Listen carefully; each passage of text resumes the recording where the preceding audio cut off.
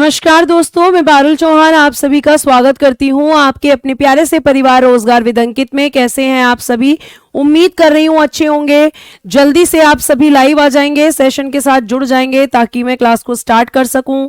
सौरभ, निखिल, सत्य, किशोर, अनीश, चंदन, रुचि, रूही, संदीप, राजेंद्र, संजीव, रवि, कुलदीप, अभय, सोनी, मनीष, अंकित, मीनाक्षी, पवन, प्रतीक्षा, हरकेश, सुशीला, सभी को मेरी तरफ से गुड आफ्टरनून, नमस्ते, राधे राधे, राम राम, शस्त्रीय काल, सम्राट जी, जय हिंद भाई। आप मुझे ये बताइए बच्चों, क्या आपको मेरी आवाज क्लियर आ रही है? मैं अच्छे से दिख रही हूँ? क्योंकि उसके बाद मुझे बस 2-3 पॉइंट्स आपके संविधान के बारे में लिखवाने हैं।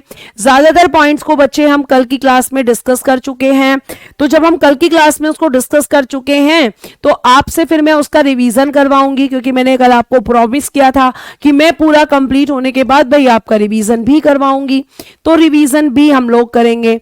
तो सब कुछ ओके है तो बेटा एक बार थम्स अप कर दो जल्दी से। शाबाश प्यारे बच्चों, बहुत जल्दी से एक बार थम्स अप कर देंगे सारे बच्चे। Good afternoon everyone, very very good afternoon. अब देखिएगा, आपको एक क्वेश्चन लिखना, मतलब एक स्टेटमेंट लिखना है कि जब आपका हुआ भारत का विभाजन, ठीक है, क्या हुआ? भारत का विभाजन हुआ, यानी आपको पता है कि कब हुआ था, कि डिवीजन ऑफ इंडिया हुआ। और जब डिवीजन ऑफ इंडिया हुआ तो मैम एक तो भारत तो था ही, जब डिवीजन हुआ तो डिवीजन के बाद में 14 अगस्त 1947 को क्या बना? पाकिस्तान का निर्माण हुआ, पाकिस्तान बन गया, पाकिस्तान का निर्माण हो गया, यानी एक नया देश हमारे सामने बनकर आया जिसका नाम था पाकिस्तान। फॉर्मेशन ऑफ पाकिस्तान, ठीक है, ये आपका बन गया। तो आपको ये बात तो बहुत अच्छे से पता है कि जो हमारा देश है, इसी देश का हिस्सा हमने किसको दिया है? पाकिस्तान को। तो इस हिस्से में कुछ पॉपुलेशन भी तो रहती होगी, कुछ जनसंख्या भी तो रहती होगी। हाँ मैम, ऑफ कोर्स रहती होगी, जरूर रहती होगी।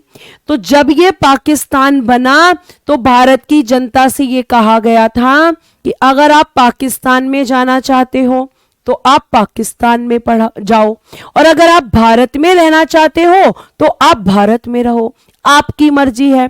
तो कुछ लोग भारत से कहां, जो यहाँ पे जनता थी भारत में, वो कहां चली गई? कुछ लोग यहाँ पाकिस्तान में चले गए। तो जब बेटा ये पाकिस्तान में गए तो भारत में लोगों की संख्या कम हुई होगी कि नहीं? अब मानो तुम्हारे घर में आज तुम 4 बहन भाई हो, 2 बहनें हैं, 2 भाई हैं, तो अब बहनों की शादी हो गई तो कम हो गए मेंबर। फिर आप कहोगे मैम लेकिन वाइफ आ जाएंगी, तो वाइफ बाद में आएंगी, पॉपुलेशन बाद में बढ़ेगी। मैं घटने वाला कॉन्सेप्ट बता रही हूं। तो आपने क्या कहा? आप कहोगे हाँ मैम बिल्कुल ऐसा ही हुआ होगा, भाई कुछ लोग पाकिस्तान में भी तो गए थे और वो भी भारत में ही रह रहे थे। तो जब ये चले गए बेटा तो भारत की जनसंख्या क्या हुई? कम हुई। तो मैंने आपको बताया था कि जो कैबिनेट मिशन है, ध्यान से सुनना, कि जो कैबिनेट मिशन था, मुझे जल्दी से एक बार बताना कि इसने सीटों की संख्या कितनी बताई थी? सीटों की संख्या, नंबर ऑफ सीट्स इसके अकॉर्डिंग कितनी थी? जल्दी बताओ, सीटों की संख्या कितनी बताई थी इसने? तो आप कहोगे कि मैम इसने सीटों की संख्या जो टोटल बताई थी वो बताई थी एक तो जनसंख्या के आधार पे, पॉपुलेशन के बेस पर। बेस क्या था यहाँ पे नंबर ऑफ सीट्स का? पॉपुलेशन थी, जो इसने बताई थी कि मैम 389 बताई थी। कितनी बताई थी? 389। यही बताई थी। सारे बच्चों ने 389 लिखा है। टोटल सीट्स इतनी थी 296 पे, तो बेटा इलेक्शन हुआ था। अब जब 389 थी, तो पॉपुलेशन कब 1946 के अकॉर्डिंग ये निकल के आई थी। लेकिन अब तो भारत अलग हो चुका है, और जब भारत अलग हुआ है तो जनसंख्या कम हुई है। तो भारत विभाजन के बाद बेटा, भारत विभाजन के बाद संविधान सभा में जो सदस्य बचे थे, संविधान सभा में कितनी सीटें बची? संविधान सभा में सीटों की संख्या हो गई 299। कितनी हो गई? 299 हो गई। यानी after division of India number of seats in constituent assembly, answer करना 299। क्यों? क्योंकि मैम जनसंख्या घट गई, और जनसंख्या घटेगी तो सीट भी घटेंगी। और फिर ये कितनी हो गई? इनमें से आपके 299 में से जो आपकी 229 सीटें हैं, 229 सीट दे दी ब्रिटिश प्रांत को, यानी ब्रिटिश प्रोविंस को, ठीक है। और बच्चा आपकी 70 सीट्स पहुंच गई प्रिंसली स्टेट्स के पास में। तो ये कब का नजारा है? जब भारत आजाद हो गया। तो ये क्वेश्चन कभी भी आ सकता है। कम क्यों हुई? क्योंकि पॉपुलेशन कम हुई, तो जनसंख्या कम हुई तो सीटें भी कम, जनसंख्या बढ़ती है तो सीटें भी बढ़ती हैं। तो after independent of India number of seats in constituent assembly, answer is 299। क्या ये कॉन्सेप्ट क्लियर हुआ? अगर हो गया है तो जल्दी से थम्स अप कर दें, जल्दी से थम्स अप कर दें अगर आपका ये कॉन्सेप्ट क्लियर हो चुका है तो। जल्दी से बेटा एक बार थम्स अप कर दें। अब आपको ये मैंने क्यों बताया था, आपको लिखना क्या है? लिखना है ये, इसको नहीं लिखना है क्योंकि ये आप ऑलरेडी लिख चुके हो। ये तो सिर्फ समझाने के लिए था। तो भारत का विभाजन हुआ, ठीक है, पाकिस्तान बना, और फिर यहां पे भारत के विभाजन के बाद संविधान सभा में सीटों की संख्या 299। बस ये आपको लाइन लिखनी है 2।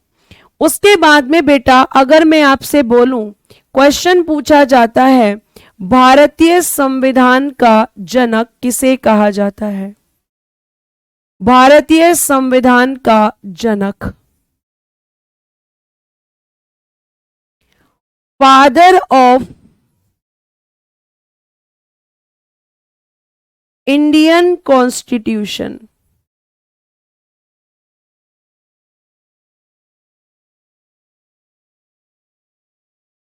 कौन होंगे? डॉक्टर बाबा साहब अंबेडकर।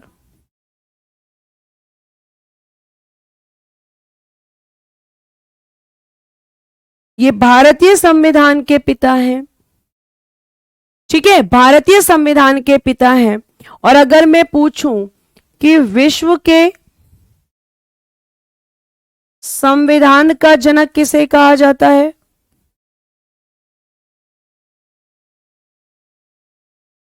और आपको ध्यान रखना है कि अगर आपसे यही क्वेश्चन मैंने बोला कि वर्ल्ड में पूछूं, फादर ऑफ वर्ल्ड कॉन्स्टिट्यूशन, या इसको मैं इसे पूछ दूं अमेरिकन कॉन्स्टिट्यूशन, ऐसे भी पूछा जा सकता है। क्योंकि बेटा आपका लिखिएगा अमेरिकन कॉन्स्टिट्यूशन विश्व का प्रथम लिखित संविधान था, विश्व का प्रथम लिखित संविधान, first written constitution, first written constitution. पूछा जाएगा आपसे ये क्वेश्चन, फर्स्ट रिटन कॉन्स्टिट्यूशन किस देश का है? अमेरिका का। और कौन थे इसके जनक? तो जेम्स मेडिसन। बच्चे ने बिल्कुल ठीक लिखा है, जेम्स मेडिसन।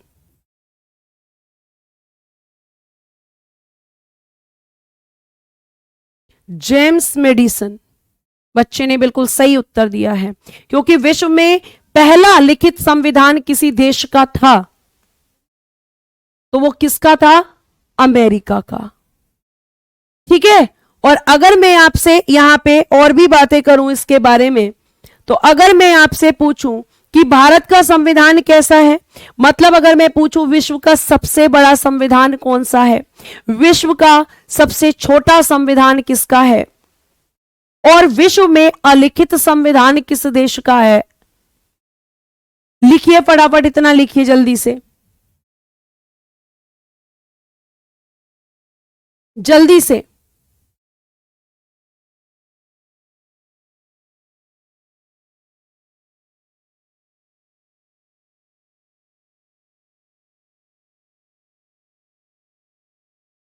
फिर उसके बाद में आपसे मैं पूछूं, लिखिएगा भारत का संविधान, Indian of constitution of India, constitution of India विश्व का सबसे बड़ा संविधान, विश्व का सबसे बड़ा यानी कि लॉन्गेस्ट एवं लिखित संविधान, यानी written, longest and written constitution आपका किसका है? भारत का। और अगर मैं बोलूं विश्व का सबसे छोटा,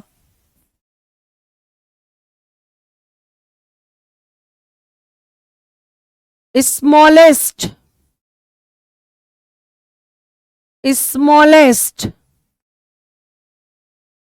मोनाको, मोनाको। और अगर मैं बोलूं अलिखित संविधान, अनरिटन कॉन्स्टिट्यूशन,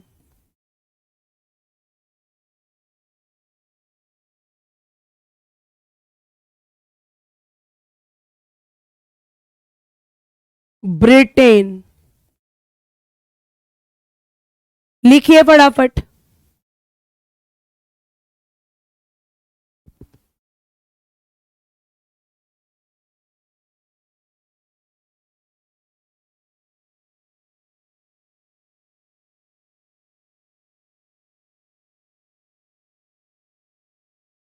लिखकर बताना बेटा, लिख गया या नहीं।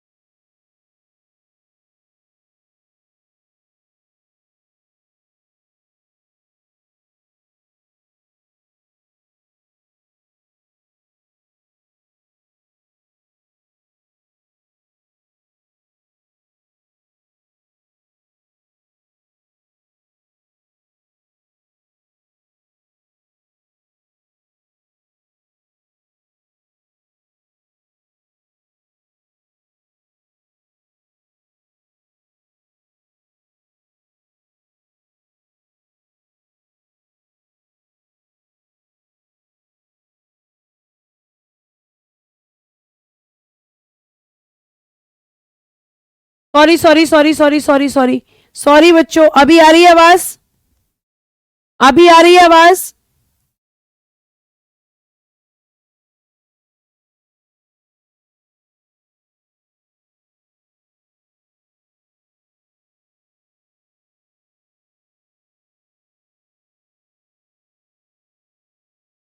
चलिए बहुत बढ़िया। अंबेडकर जी का चुनाव पहली बार कहां से हुआ था? पूर्वी बंगाल से, ठीक है, east Bengal. Second time Bombay presidency की पुणे सीट से हुआ था मैम,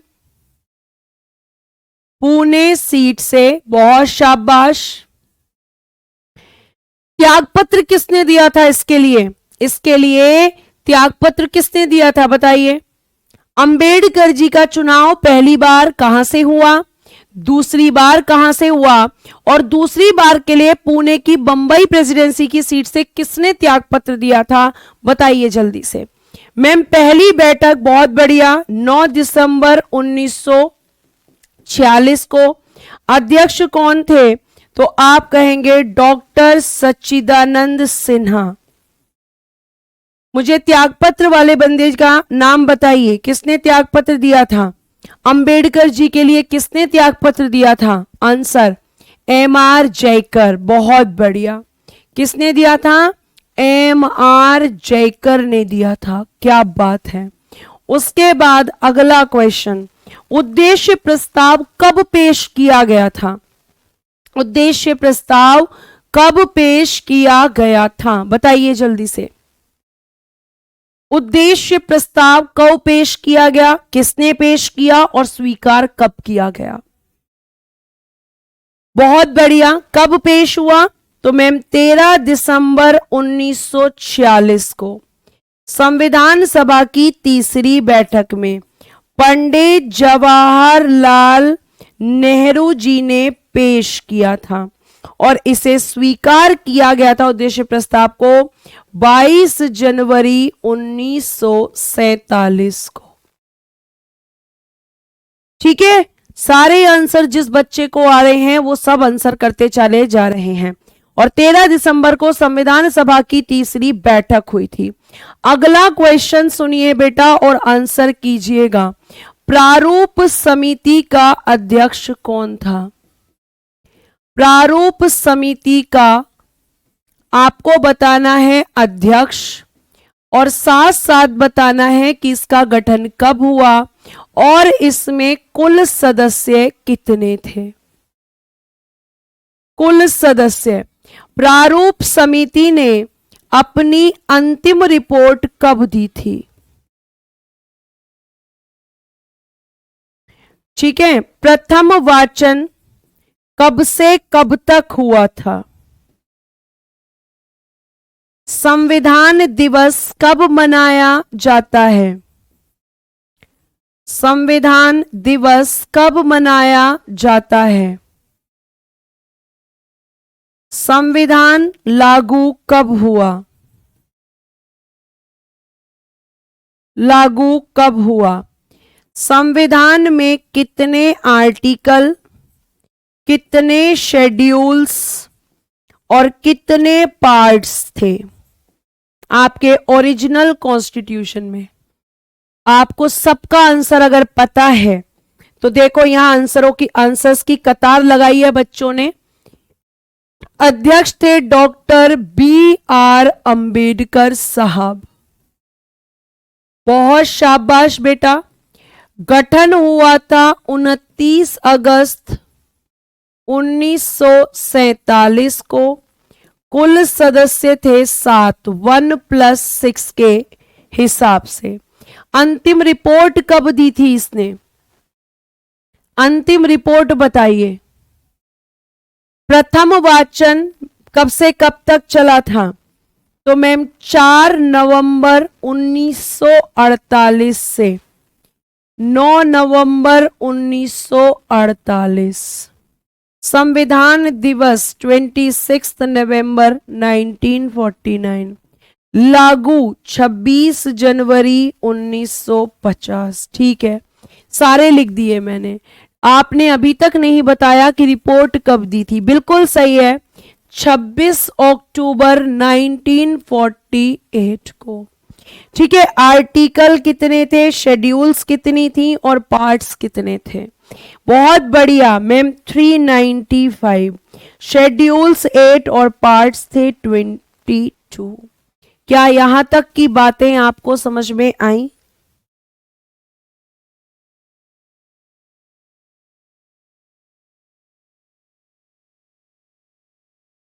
नेक्स्ट बताइए, संविधान को शुद्ध हिंदी में किसने लिखा?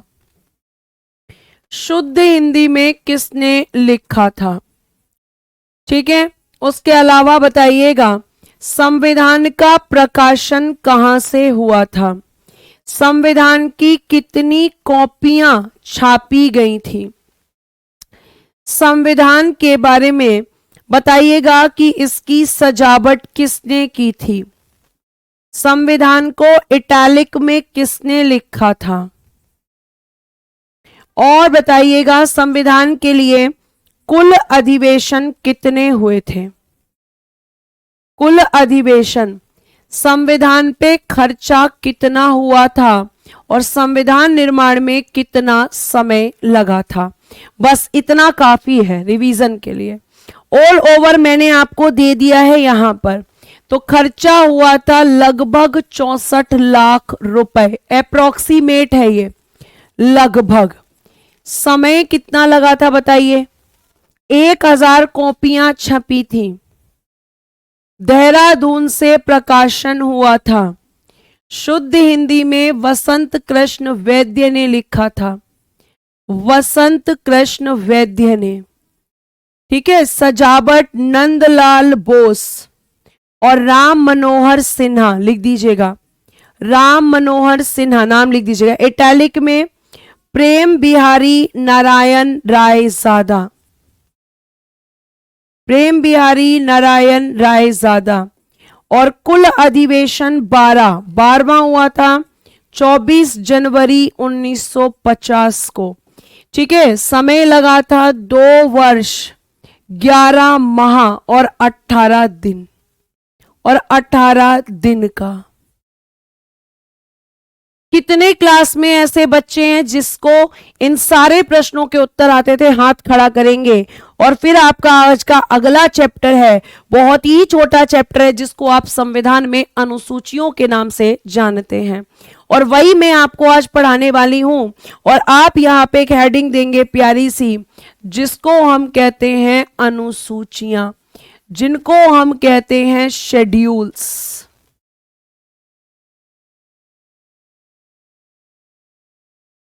और यहां से क्वेश्चन पूछा जाता है, number of schedules in original constitution, in original constitution.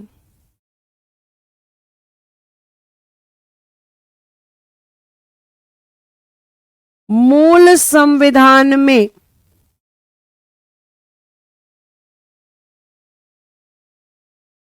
अनुसूचियों की संख्या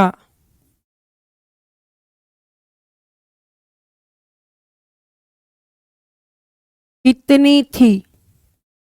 और फिर पूछेगा कि इन प्रेजेंट कितनी है।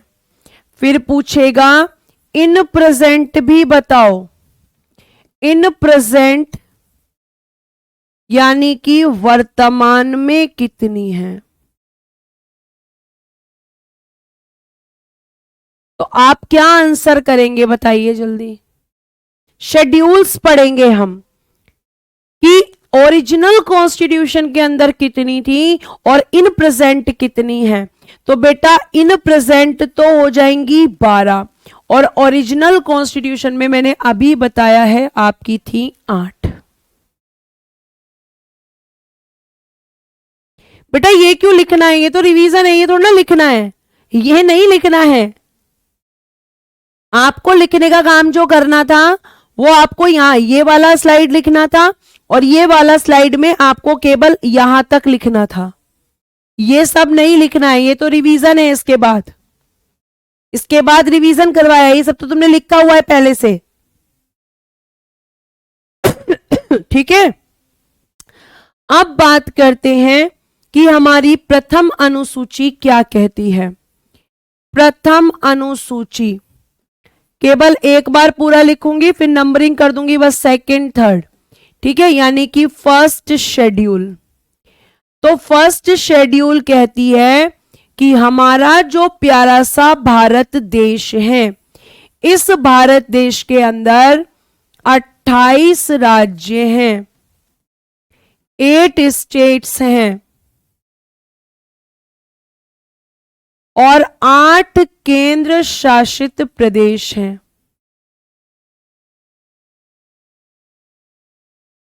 यानी आपके 8 यूनियन टेरिटरीज हैं, 8 यूटीज, यूनियन टेरिटरीज। तो प्रथम अनुसूची किसको डिफाइन करता है? हमारे प्यारे भारत देश को, जिसमें कहा है कि हमारा एक प्यारा सा भारत देश है और वो भारत देश 28 राज्य और 8 केंद्र शासित प्रदेशों के साथ मिलकर बना हुआ है। इस चीज को डिफाइन कौन कर रहा है? आपके संविधान की प्रथम अनुसूची इसको डिफाइन कर रही है। ठीक है, इसको डिफाइन कर रही है।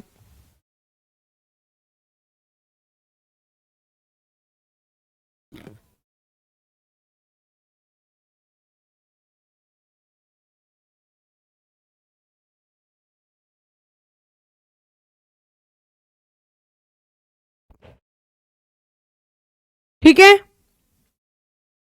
आगे देखिए, फिर आते हैं बच्चे हम दूसरी अनुसूची पर सेकंड, और सेकंड में दिया गया है सैलरी, वेतन। किसकी सैलरी है, किसका वेतन है? तो भाई राष्ट्रपति का वेतन है। ठीक है, प्रेसिडेंट, उपराष्ट्रपति का वेतन दिया गया है। उपराष्ट्रपति मत लिखो, इनको लिखो सभापति, क्योंकि उपराष्ट्रपति का कोई वेतन नहीं होता, सभापति का है। उपसभापति का भी इंग्लिश में भी लिखूंगी, अध्यक्ष का है।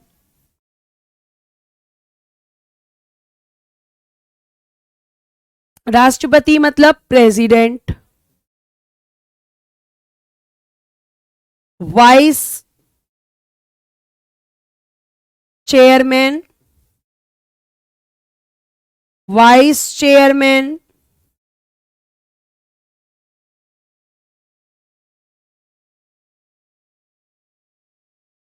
स्पीकर और बेटा उपाध्यक्ष, डेप्यूटी स्पीकर।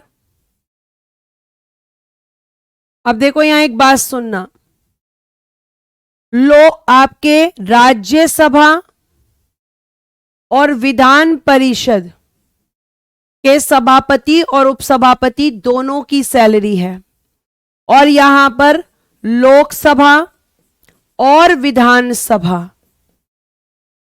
दोनों के अध्यक्ष और उपाध्यक्ष की सैलरी है।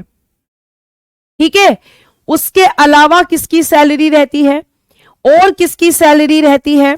तो यहां लिख रही हूं न्यायाधीशों की, जजेस की सैलरी बेटा रहेगी, जजेस।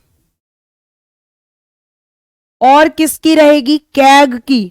अभी आप कैग लिख लो, फुल फॉर्म लिख रही हूं, comptroller and auditor general, and auditor general, Bharat का नियंत्रक एवं महालेखा परीक्षक। पहले इतना लिखिए। नहीं बेटा, वाइस प्रेसिडेंट की सैलरी जो उनको मिलती है वो मिलती है बच्चे आपके, उनको सभापति के रूप में। ठीक है, और एक सैलरी और लिखनी है, बस एक सैलरी और लिखनी है। इधर लिख देती हूं, यहां स्पेस है, राज्यपाल यानी गवर्नर। तो लोकसभा के अध्यक्ष उपाध्यक्ष, राज्यसभा के सभापति उपसभापति, विधान परिषद के सभापति उपसभापति, और उसके अलावा विधानसभा के अध्यक्ष उपाध्यक्ष, राष्ट्रपति, राज्यपाल, कैग और जजेस। जजेस कहां के मैम? तो बेटा सुप्रीम कोर्ट के भी और हाई कोर्ट के भी, उच्च न्यायालय और उच्चतम न्यायालय के न्यायाधीशों की, सबकी सैलरी इसके अंदर आपको दिखेगी। ठीक है, और फिर अगर आपने लिख लिया है तो जल्दी से मुझे बता दीजिए ताकि मैं थर्ड शेड्यूल की तरफ मूव ऑन कर सकूं। मैम व्हाइट बोर्ड पर पढ़ाइए। श्री ओम कुमार जी, कोई नहीं पढ़ता व्हाइट बोर्ड पर।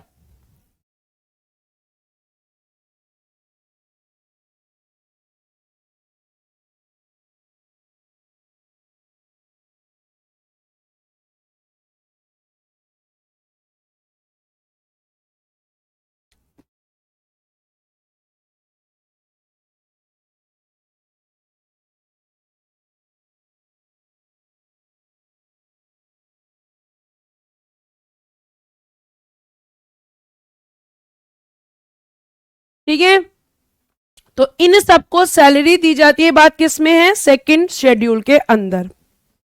उसके बाद में बच्चे आइए थर्ड शेड्यूल पर।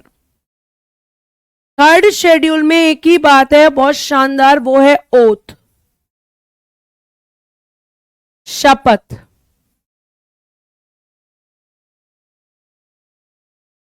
ओथ यानी कि शपथ। अब पहले लिखो किसकी शपथ नहीं है, किसकी शपथ इसमें नहीं है। अगर यह पूछ लिया जाए तो आप कहेंगे कि राष्ट्रपति की शपथ इसमें नहीं है, उपराष्ट्रपति की भी शपथ इसमें नहीं है, और राज्यपाल की शपथ भी इसमें नहीं है। मतलब प्रेसिडेंट तो कहां पर है? आर्टिकल 60 में। वाइस प्रेसिडेंट की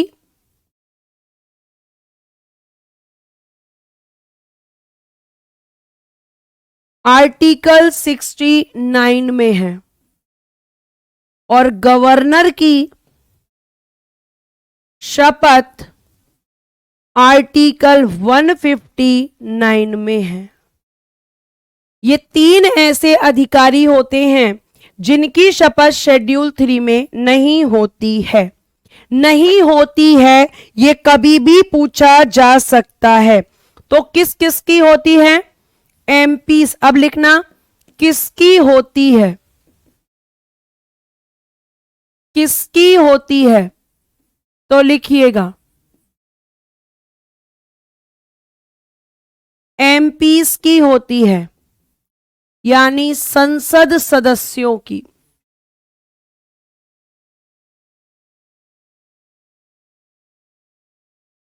ठीक है, एमएलएस की होती है,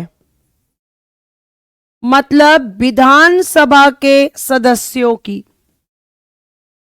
विधानसभा सदस्यों की।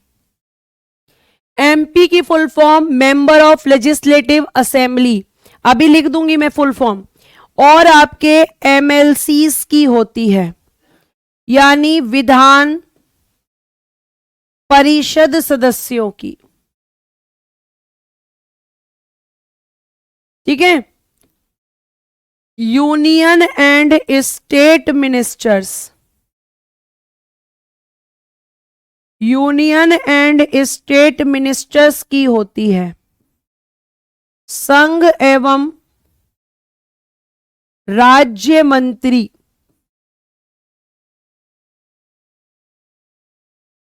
उसके अलावा बच्चे पीएम की होती है, मतलब प्राइम मिनिस्टर, प्रधानमंत्री। सीएम की होती है, मतलब मुख्यमंत्री, चीफ मिनिस्टर। जजेस की होती है, मतलब न्यायाधीश, सुप्रीम कोर्ट और हाई कोर्ट दोनों के। और बेटा कैग की होती है। कैग की इंग्लिश पीछे लिख दी थी, लिखती हूं आपका हिंदी। भारत का नियंत्रक एवं महालेखा परीक्षक। इन सब की शपथ इसमें होती है। अब यहां देखिए, सुनिए, एमपी को कहते हैं मेंबर ऑफ पार्लियामेंट।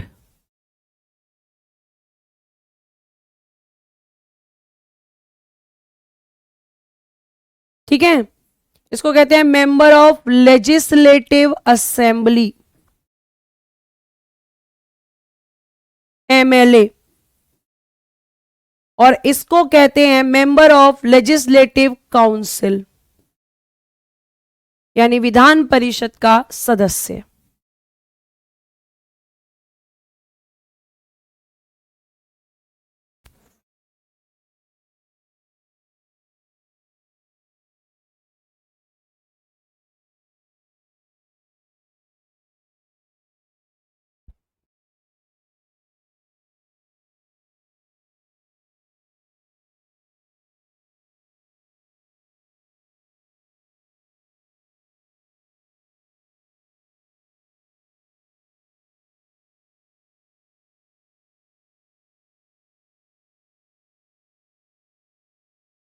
ये आपके संविधान में अनुसूचियां हैं, जिसके अंदर पहले में भारत को डिफाइन किया गया है, दूसरे वाले में आपके जितने भी संवैधानिक अधिकारी होते हैं उनकी वेतन की बात की गई है, और तीसरे वाले में आपके शपथ की बात की गई है, क्योंकि जब भी कोई अधिकारी अपने पद पर बैठता है तो उसे पहले ओथ लेनी होती है, उसे पहले ओथ लेनी होती है, शपथ लेनी होती है। जैसे पीएम बनोगे तो पहले शपथ लेनी होगी, तभी पीएम माने जाओगे, वरना नहीं।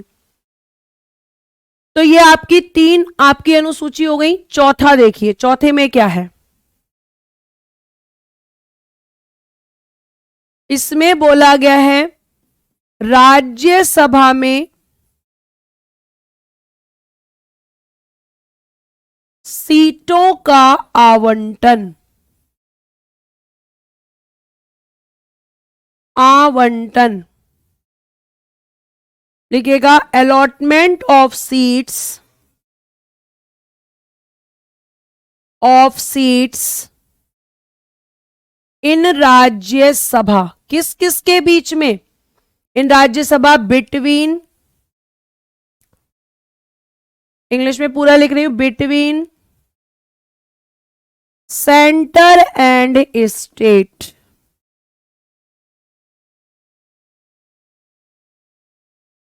केंद्र एवं राज्यों के बीच, नहीं, between states and UTs, states and UTs, आवंटन राज्य एवं केंद्र शासित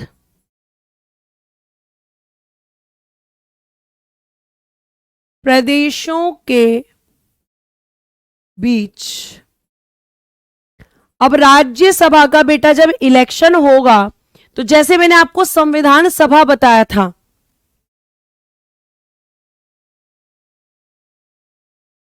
ठीक है, तो मैंने आपको संविधान सभा के इलेक्शन करवाए थे आप लोगों ने, तो इलेक्शन कराने से पहले आपने सीट निकाली, फिर सीटों का डिवीजन किया। बताना किस आधार पे किया था सीटों का डिवीजन,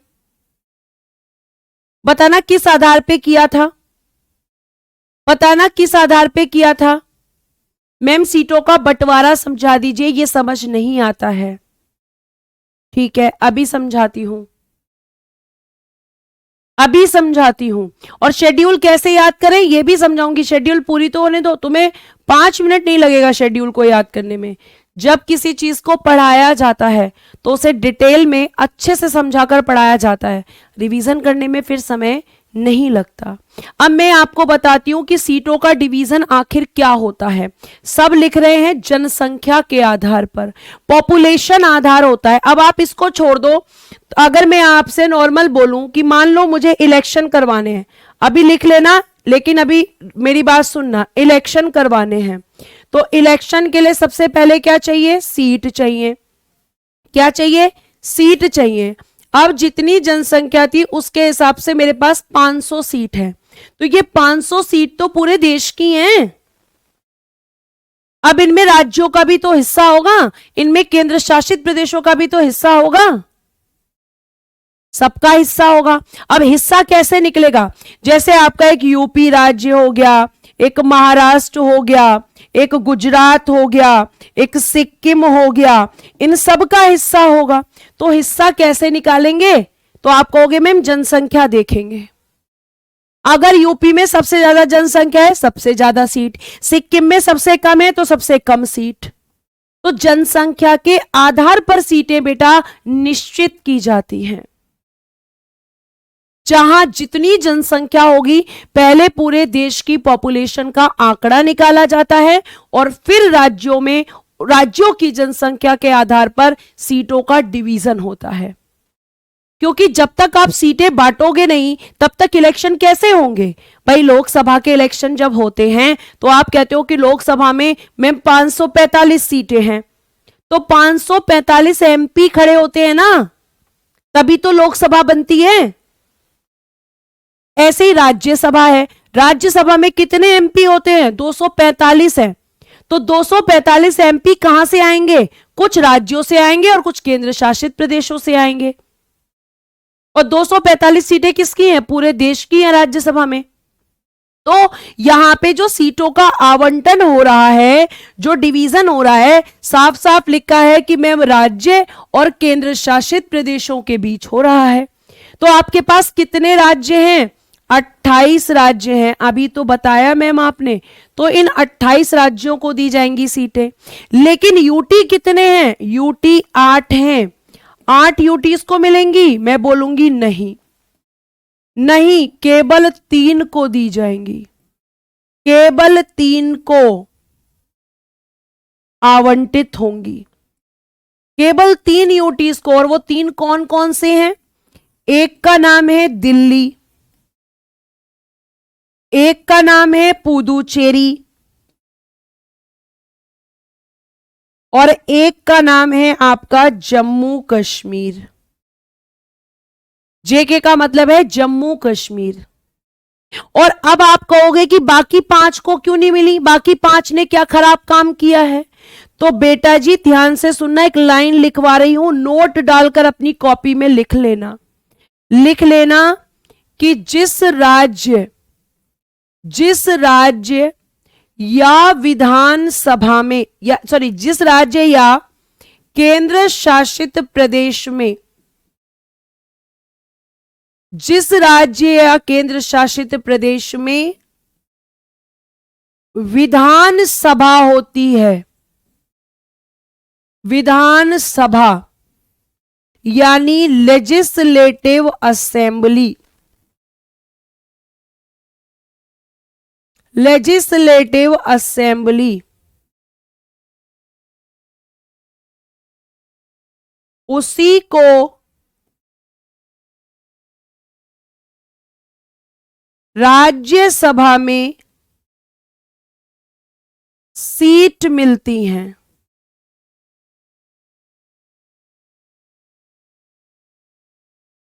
यानी विधानसभा का होना जरूरी है। अब विधानसभा क्या होती है? जैसे सेंटर में लोकसभा होती है, धीरे धीरे सारे कॉन्सेप्ट क्लियर होंगे, पर बेटा धीरे धीरे। तो अभी आपको ध्यान रखना है कि हमारे 28 राज्यों में विधानसभाएं हैं, तो 28 के 28 राज्यों को सीट मिलेंगी, लेकिन केंद्र शासित प्रदेशों में केवल इन 3 में ही विधानसभा है, बाकी 5 में नहीं है। इनमें विधानसभा है, लेकिन मैम जो बाकी के 5 हैं, बाकी में विधानसभा नहीं है, विधानसभा नहीं है, तो इन्हें सीटें नहीं मिलेंगी। तो राज्यसभा अपनी सीटें किसको देगी?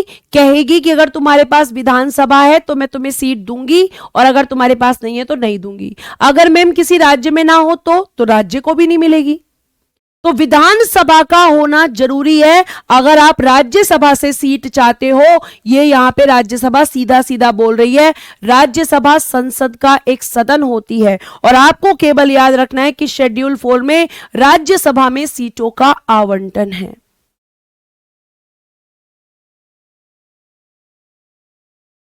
ठीक है, तो आपको इतनी बात समझ में आई तो एक बार थम्स अप करो। और सीटें क्यों बांटी जाती हैं? ताकि भाई इलेक्शन हो सके, ताकि हम अपने एमपीज को, एमएलएस को खड़ा कर सके।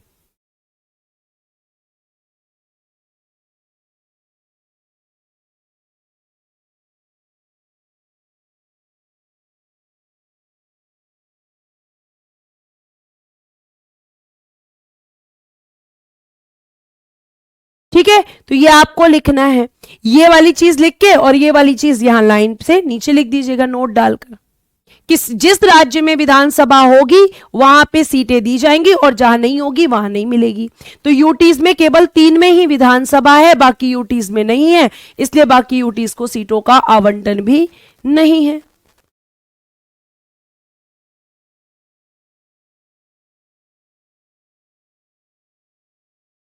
Thank you for response everyone.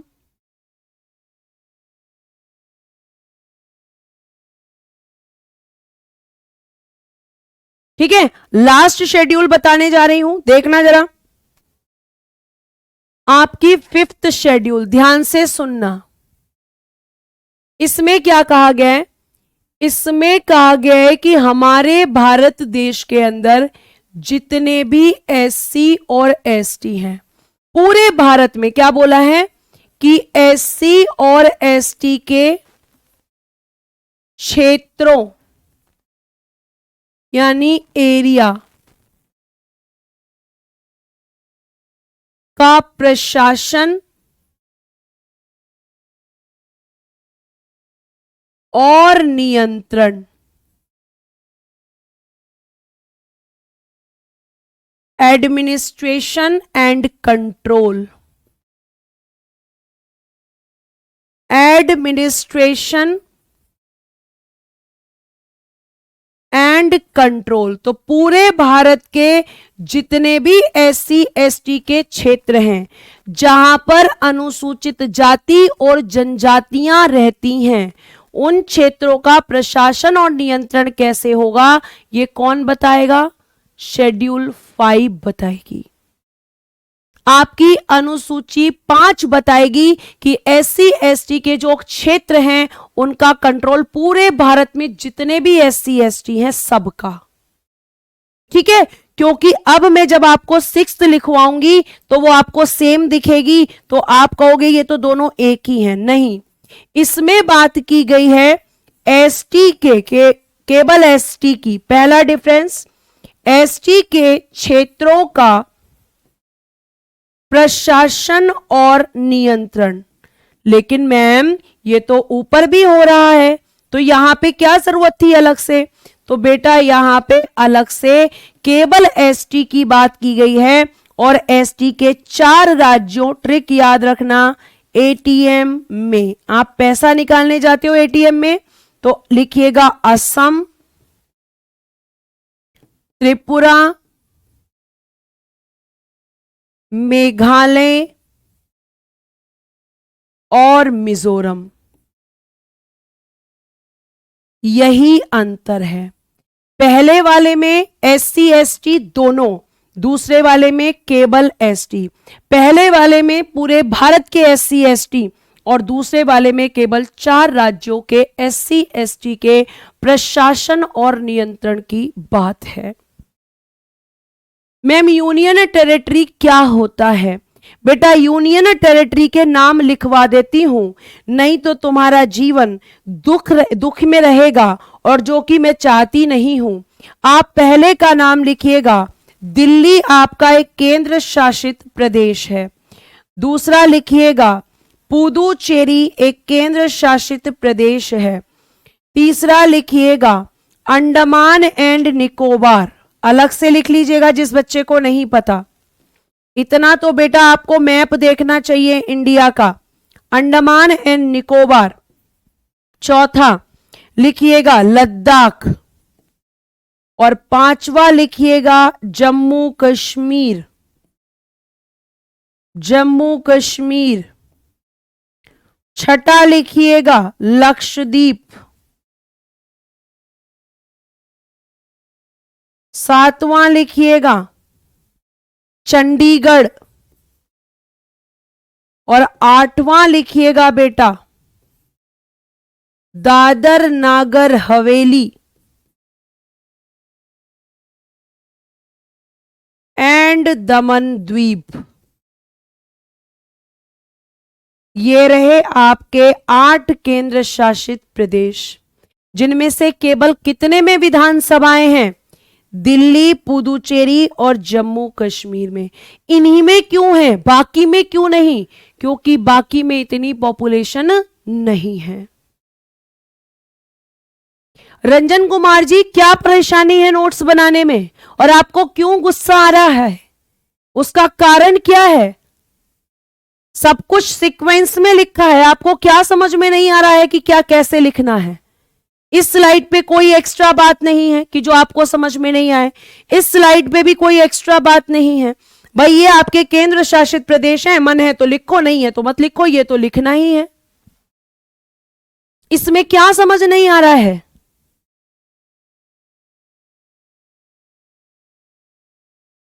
भाई आपको समझ में नहीं आ रहा, लेकिन क्या नहीं आ रहा पता तो चले मुझे। ठीक है, तो आज के लिए हम इतना ही रखते हैं। कल हम शेड्यूल्स को कंप्लीट करेंगे और फिर आपके देश का जो संविधान है, संविधान में कहां से क्या लिया गया है, मौलिक अधिकार कहां से लिए गए, आपके डीपीएसपी कहां से लिए गए, मौलिक कर्तव्य कहां से लिए गए, ये सब आपको मैं बताऊंगी कल की क्लास में। ठीक है, और जो समझ में नहीं आता है उसे आप कमेंट बॉक्स में पूछा करें, टेलीग्राम ग्रुप में आपको 10 बार मैं बताऊंगी। ठीक है, अब पूछ रहे हो केंद्र शासित प्रदेश और राज्यों में क्या अंतर होता है, उसके लिए थोड़ा सा शांति रखो, क्योंकि जब तुम्हें यह पता चलेगा कि राज्य क्या होते हैं उसके बाद में तुम्हें केंद्र शासित प्रदेश समझा पाऊंगी। बेटा एक दिन में आप पॉलिटी नहीं पढ़ सकते हैं, पॉलिटी क्या कोई भी विषय आप एक दिन में नहीं खत्म कर सकते हैं। एटीएम में का एक ट्रिक है, ये बेटा ट्रिक है, आप चाहें तो ये याद कर सकते हैं या अपनी भी कोई ट्रिक बना सकते हैं। ठीक है बच्चों, तो आज के लिए धन्यवाद, bye bye, take care and good day everyone. जय हिंद, जय भारत, हंसते रहें, मुस्कुराते रहें, हमेशा खुश रहें।